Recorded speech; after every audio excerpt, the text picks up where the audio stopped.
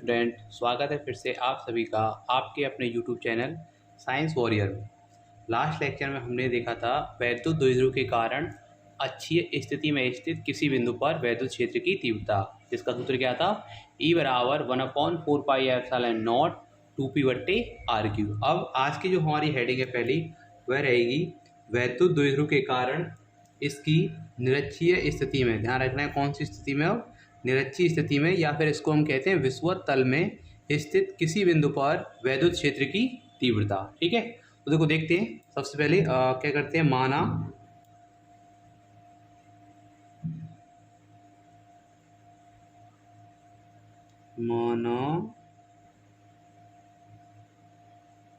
AB एक वैद्युत द्विध्रुव है।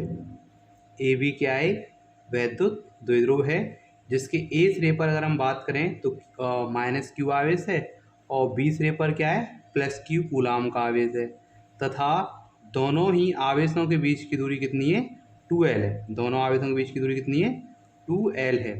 वैद्युत द्विध्रुव का मान लेते हैं मध्य बिंदु। वैद्युत द्विध्रुव का मध्य बिंदु क्या है, O है।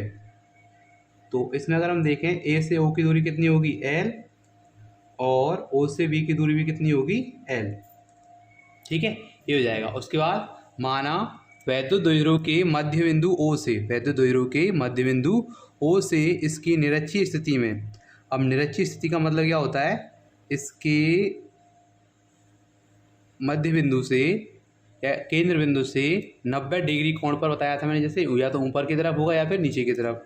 तो वैद्युत द्विध्रुव के मध्य बिंदु O से इसकी निरक्षीय स्थिति में स्मॉल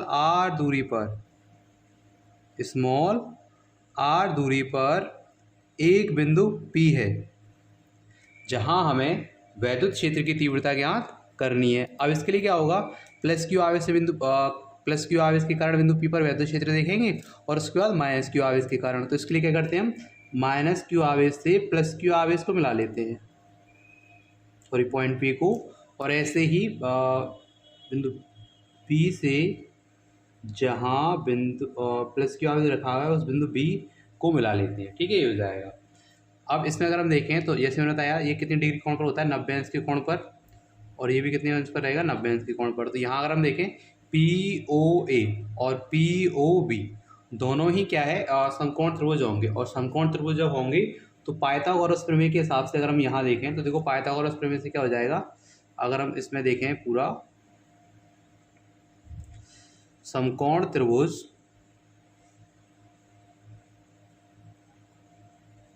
POA में समकोण के सामने की जो भुजा होती है उसे हम कर्ण कहते हैं। और जैसे यहाँ हम एक कोण मान लेते हैं थीटा, चूँकि देखो अब इस त्रिभुज को देखो POA और POB में देखो ये R है, ये L है। ठीक है, दो भुजाएं समान हैं और एक कोण भी समान है 90 डिग्री के, तो समबाहु त्रिभुज होंगे। तो जैसे यहाँ भी ये थीटा मान रहे हैं तो यहाँ भी क्या होगा तुम्हारा, ये थीटा ही हो जाएगा। ठीक है, तो हम देखते हैं समकोण त्रिभुज POA में। तो इसमें जो PA है ये क्या है, तुम्हारा कर्ण है। तो इसमें हम देखें तो इसका मान क्या रहेगा, PA का वर्ग बराबर हो जाएगा आधार का वर्ग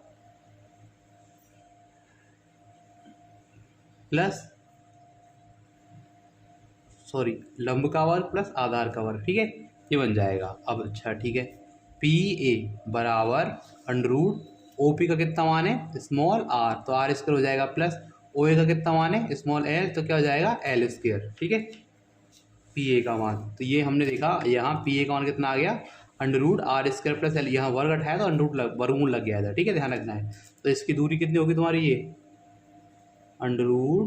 √r² प्लस l²। इसी प्रकार अगर हम देखेंगे तो ये जो दूरी है P से B की दूरी, ये भी कितनी आएगी तुम्हारी, √r² प्लस l²। ठीक है, ये हो जाएगा।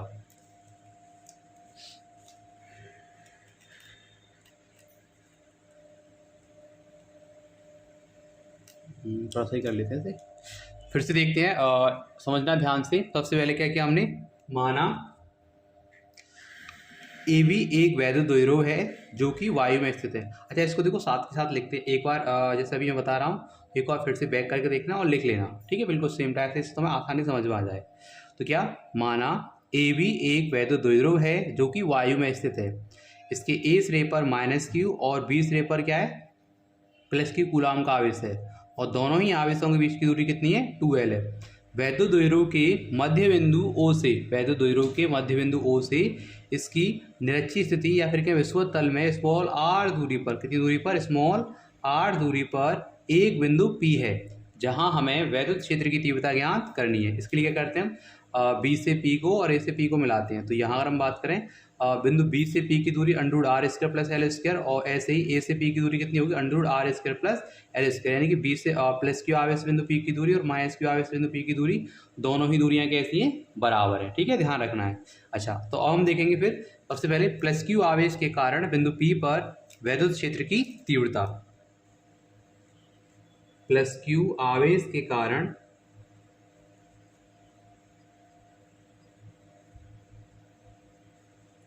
बिंदु P पर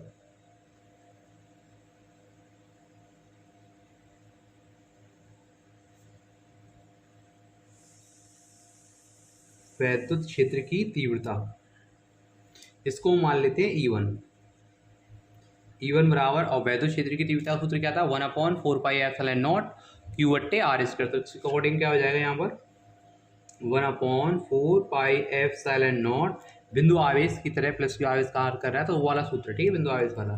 E1 बराबर 1/4πε0 q/, दूरी कितनी है, √r² प्लस L², इसका क्या हो जाएगा, होल स्क्वायर। ठीक है, वर्ग से वर्गमूल हट जाएगा ये, तो यहाँ अगर हम देखें तो क्या आ जाएगा तुम्हारा ये, 1/4πε0 q/r² प्लस L², जो कि प्लस के कारण दिशा विलंबवत बाहर की तरफ रहेगी। दिशा क्या है, B से P की ओर, B से P की ओर। ठीक है, अब इसकी दिशा को अगर हम देखें तो देखो अविलंबवत बाहर की तरफ कैसे जाएगी, ये हो जाएगा बिल्कुल इसके सीध में। ठीक है, और इससे क्या मान लेंगे हम, E1। अच्छा, अगर मैं भुजा AB के पैरेलल समांतर एक यहाँ रेखा खींचूं, तो ध्यान रखना होगा जैसे ये कोण थीटा है, यहाँ ये कोण भी क्या हो जाएगा, थीटा ही हो जाएगा। ठीक है, ध्यान रखना है। अच्छा, उसके बाद हम देखेंगे फिर -q आवेश के कारण बिंदु P पर वैद्युत क्षेत्र की तीव्रता। -q आवेश के कारण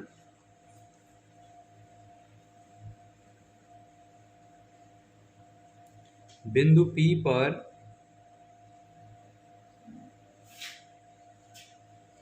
वैद्युत क्षेत्र की तीव्रता,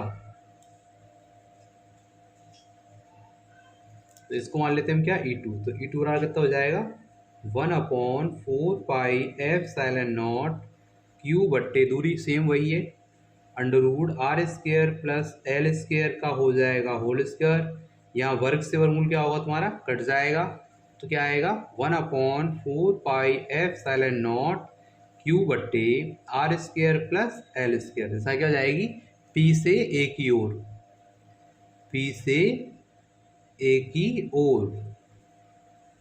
ठीक है, ये हो गया तुम्हारा, क्योंकि अब क्यों है P से A की ओर, क्योंकि ये माइनस का आवेश, मैंने कहा था प्लस से अविलंबत बाहर की तरफ और माइनस की क्या हो जाती है, अंदर की तरफ। तो यहाँ हो जाएगी तुम्हारी P से A की ओर, और इसे क्या मान लेंगे हम, E2। ठीक है, अच्छा, जैसे देखो यहाँ अगर इसको तुम देखो तो जेड शेप बन रहा है, जैसे तुम पढ़ के आए होंगे हाई स्कूल में, तुम देखा अगर जेड वाला शेप होता है तो यहाँ ये वाला कोण भी कितना हो जाएगा तुम्हारा, थीटा हो जाएगा। ठीक है, अच्छा देखो थोड़ा मैं यहाँ इसको थोड़ा सा बनाने की कोशिश करता हूँ जिससे तुम्हें समझ में आए। जैसे ये पॉइंट है P, यहाँ से ये रेखा जा रही है, ये कोण है तुम्हारा E1, और ये एक पैरेलल लाइन है तुम देखोगे, और ये एक रेखा ऐसे आ रही है, और यहाँ क्या है तुम्हारा ये E2। अच्छा, यहाँ देखें ये वाला कोण है थीटा, और ये वाला कोण भी कितना है, थीटा। ठीक है, मतलब अगर हम देखें बिंदु P पर, थोड़ा सा आप इधर देखते हैं, बिंदु P पर E1 व E2 एक दूसरे से कितने कोण पर काम कर रहे हैं, 2 थीटा कोण पर काम कर रहे हैं। और कल मैंने तुम्हें बताया था सदिशों के योग का समांतर चतुर्भुज नियम, उसके अकॉर्डिंग क्या था कि दो सदिश थे A और B, दोनों एक दूसरे से थीटा कोण पर काम कर रहे थे, और उनका परिणाम क्या मान लिया था हमने, R। तो उस R का मान क्या हुआ था, R बराबर √a² plus b² plus 2ab cos theta. तो उसके अकॉर्डिंग देखो, अगर हम यहाँ देखें, अच्छा इसको मान लेते हैं समीकरण नंबर 1, और इसको मान लेते हैं समीकरण नंबर 2। अब समीकरण नंबर 1 व 2 से अगर हम देखें, समीकरण नंबर 1 व 2 से, तो समीकरण नंबर 1 और 2 से तुम देखोगे तो क्या पाओगे, E1 का मान 1/4πε0 Q/r² plus L square, E2 का मान 1/4πε0 Q/r² प्लस एल स्क्वायर। ठीक है, यहाँ अगर हम देखेंगे तो क्या है, दोनों ही मान आपस में कैसे हैं, बराबर हैं। अब दोनों ही मान बराबर हैं तो क्या लिख सकते हैं हम, यहाँ हो जाएगा तुम्हारा E1 बराबर E2, क्या हो जाएगा, E1 बराबर E2। ठीक है, देखें तो क्या है, बिंदु P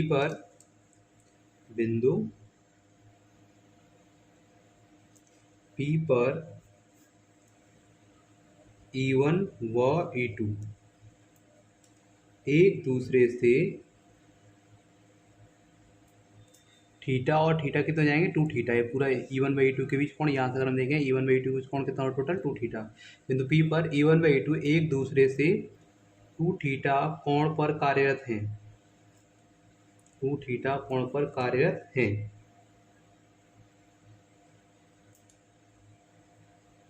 यदि इनका परिणामी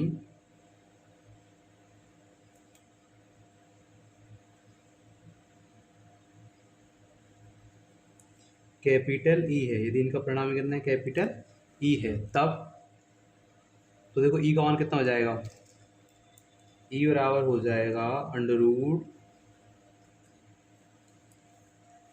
और ये ध्यान है क्या, जैसे कल बताया था ना सूत्र, तो उसी के अकॉर्डिंग होगा क्या, ई बराबर E1 square plus E2 square plus 2E1 E2 कोण कितना है, 2 थीटा, तो यहाँ क्या हो जाएगा, cos 2 थीटा।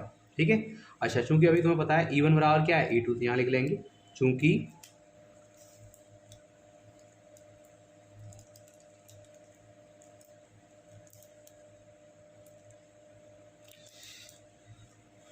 E1 बराबर है E2 के, तो यहाँ ये वाला मान लिख लेंगे, तो क्या हो जाएगा तुम्हारा E बराबर under root E1 square plus E2 की जगह भी हम E1 लिख सकते हैं, तो E1 स्क्वायर प्लस E1 की जगह E2 लिखेंगे, तो यहाँ क्या हो जाएगा तुम्हारा 2E1 स्क्वायर cos 2 थीटा। ठीक है, ये हो जाएगा। अच्छा E1 स्क्वायर और E1 स्क्वायर कितने जाएंगे तुम्हारे, ये बन जाएंगे 2E1 square plus 2E1 square cos 2 theta. 2E1 square दोनों में से यहाँ क्या हो जाएगा, कॉमन हो जाएगा, तो देखो क्या बन जाएगा तुम्हारा 2E1 स्क्वायर ब्रैकेट में 1 प्लस cos 2 थीटा, ये हो जाएगा। ठीक है, अच्छा और उसके बाद यहाँ हमारा ई का मान आ गया भाई, ई बराबर कितना, under root 2E1 square plus 1 plus cos 2 थीटा। एक सूत्र होता है इसमें तुम्हें ध्यान रखना होगा, cos 2 थीटा बराबर होता है, cos के देखो वैसे कई सारे सूत्र हैं लेकिन एक ध्यान रखना होगा, और क्या हो रहा है, cos 2 थीटा बराबर 2 cos स्क्वायर थीटा माइनस के 1, तो ये वाला मान यहाँ लिख देते हैं, तो ई बराबर कितना हो जाएगा तुम्हारा यहाँ 2E1 स्क्वायर प्लस ब्रैकेट में प्लस नहीं 1 प्लस और cos 2 थीटा, ये इंटू में गुणा में, ठीक है ध्यान रखना है। तो cos 2 थीटा 1 कितना हो जाएगा, 2 cos स्क्वायर थीटा माइनस के 1 प्लस 1 से क्या होगा, ये माइनस 1 क्या होंगे, कट जाएंगे, 2E1 स्क्वायर और 2 cos स्क्वायर थीटा गुणा कर देंगे यहाँ पर, तो कितना बन जाएगा तुम्हारा यहाँ ई बराबर हो जाएगा एक तरह से 2 दूनी 4 E1 square cos square theta, यहाँ इसका देखो निकाल लेंगे हम अंडर रूट। ठीक है, तो कितना हो जाएगा, ई का मान कितना हो जाएगा, ई बराबर 4 का अंडर रूट कितना होगा 2, E1 स्क्वायर का E1 और cos स्क्वायर थीटा का कितना हो जाएगा cos थीटा। ठीक है, ये आ जाएगा, इसको मान लेते हैं समीकरण नंबर 3। अच्छा ये हो गया हमारा। अब हम देखते हैं फिर से समकोण त्रिभुज POA में, जैसे हमने देखा था वहाँ पहले।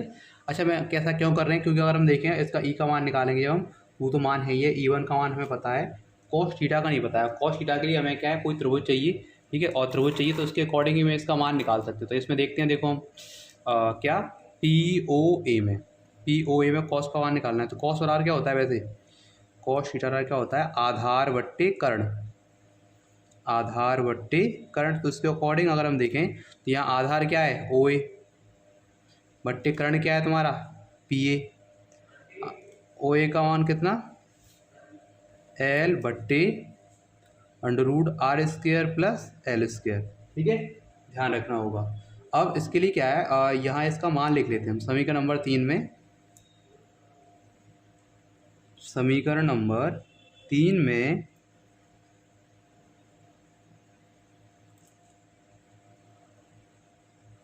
E1 तथा cos थीटा का मान रखने पर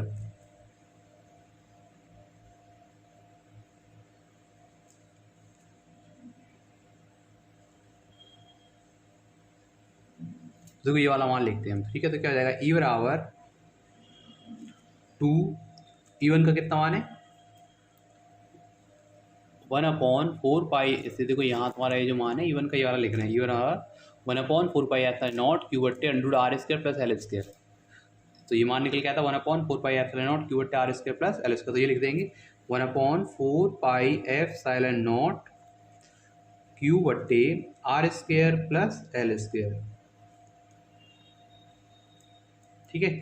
अच्छा, इनटू में क्या है कॉस थीटा, और कॉस थीटा कौन कितना आ गया, एल बट्टे under root R square plus L square. अच्छा, एक चीज़ देखो ध्यान रखनी है, जैसे यहाँ R square plus L square पूरा है 1, तो इसकी घात मानेंगे हम 1, और जो अंडर रूट होता है अंडर रूट की घात होती है 1/2, और गुणा में घातें क्या होंगी तुम्हारी, जुड़ जाएंगे। R square plus L square की घात कितनी होगी 1/2, और यहाँ कितनी घात है 1 और 1/2 होंगे तुम्हारे 3/2। जैसे अगर यहाँ जोड़ के बताऊँ तुम्हें 1 प्लस 1/2, 2 1 कम 2 1 3, 3/2, ठीक है। तो यहाँ हो जाएगा तुम्हारा ई बराबर 2QL, एक साथ लिख लें, गुणा कर देंगे तो 1/4 पाई एप्सिलॉन नॉट 2QL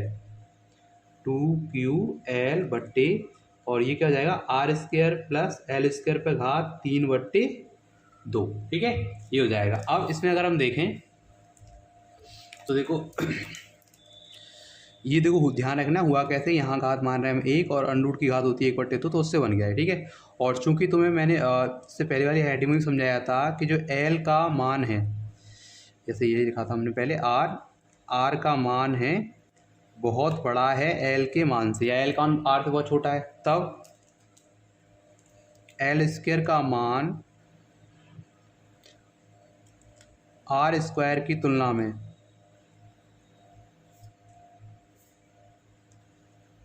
नगण्य होगा। तो क्या करेंगे हम, एल स्क्वायर को छोड़ने पर एल स्क्वायर को छोड़ देंगे, ठीक है। तो क्या बन जाएगा तुम्हारा यहाँ पर, ये हो जाएगा ई बराबर 1/4 पाई एप्सिलॉन नॉट 2QL बट्टे, अब एल स्क्वायर तो हट जाएगा, तो आर स्क्वायर पे घात 3/2, घात पे घातें होती है तो उनका गुणा हो जाता है, तो इसके हिसाब से क्या होगा 2 गुणा के 3/2, 2 से 2 क्या होंगे, कट जाएंगे।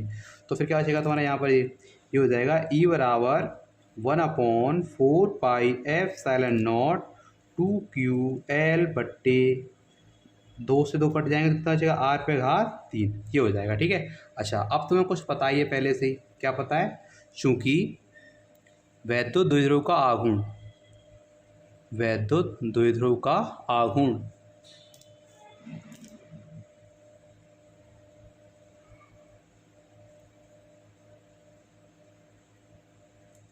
क्या होता है, P बराबर 2QL।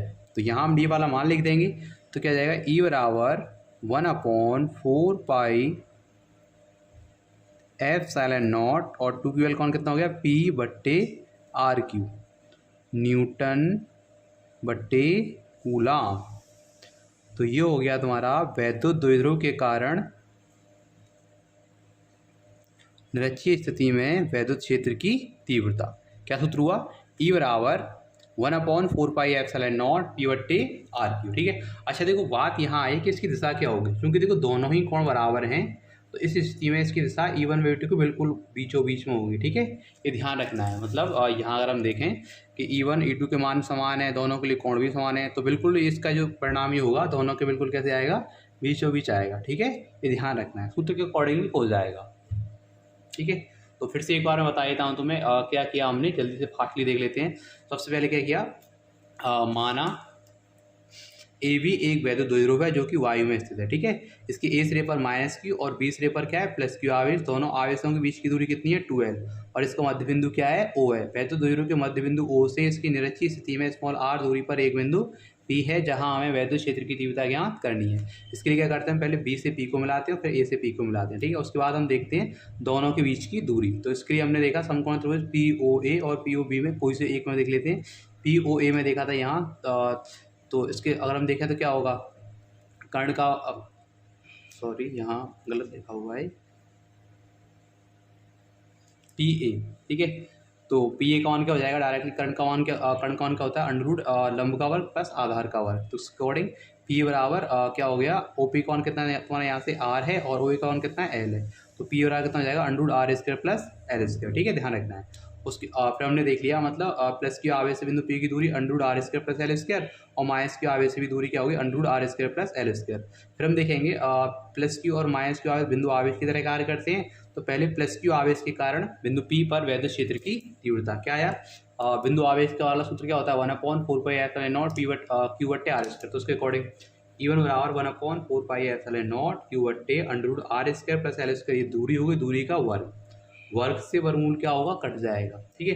तो क्या आएगा E1 बराबर 1/4πε0 क्यू बट्टे R L स्क्वायर, प्लस आवेश है तो दिशा अभिलंबवत बाहर की तरफ रहेगी, तो क्या बन जाएगी B से P की ओर बाहर की तरफ हो गई है, ठीक है। उसके बाद माइनस क्यू आवेश के कारण बिंदु P पर वैद्युत क्षेत्र की तीव्रता, तो ये हो गया E2 बराबर 1/4πε0 क्यू बट्टे दूरी का वर्ग, वर्ग से वर्गमूल हट गया तो 1/4πε0 क्यू बट्टे R स्क्वायर बिल्कुल इसकी तरह ही हो जाएगा।